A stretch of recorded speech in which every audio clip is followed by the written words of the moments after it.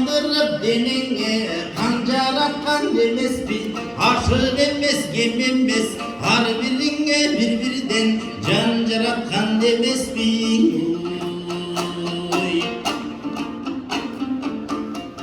Korkol akın Kırgız dünyasına dökmen önürgör başkaça gelgen, başkaça çulkagan, başkaça aytkan akın.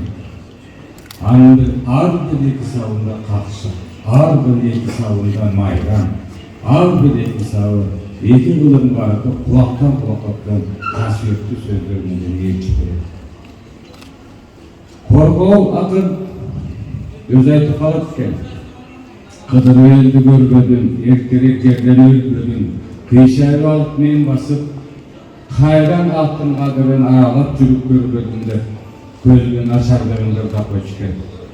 Kayran kişi, komuz önörün beyit tutup, güçülügü, uçögön uçur bolgan eken. Alar var üçün bizdin da, çıkat eken ko önümüz, eslemese eken aytsa ken, 2 saat toktobay, aşık emanı süylese, 6 saat toktobay, turalat bilen oşollar, murastın aldın koskobay, oşollar getti karasına, Kırgızdan eçen sandagan, geçelen aldığında gelin turulçeken aktanday bolup sayragan, kayrananday adamlara, çirkin jaralap eken kayranan.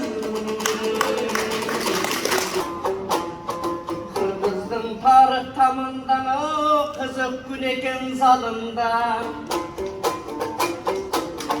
Kızıl tül gurgul atanımına kızmattılar çağımda Elimdin tarık toy tamında En sonungun gozalında Handıktan emgek kılar çağımda Mıran oy Kızında el bulbulunun doy bağında Ey aman tana kaçınında Men satıke geçen men Korgun koygun akındın kanı var benim kanımda Korgun koyacağım bomboy kaldım dep ardağıma katarım var